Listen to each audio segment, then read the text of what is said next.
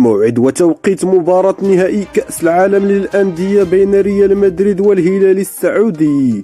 وفي التفاصيل: تلعب مباراة الهلال وريال مدريد في نهائي كأس العالم للأندية على ملعب مولاي عبد الله بالمغرب يوم السبت الموافق ل 11 فبراير الجاري، وتبدأ المباراة في تمام الساعة 9 مساء بتوقيت القاهرة، وفي تمام الساعة 10 مساء بتوقيت السعودية وقطر والأردن، وفي تمام الساعة 11 بتوقيت الإمارات.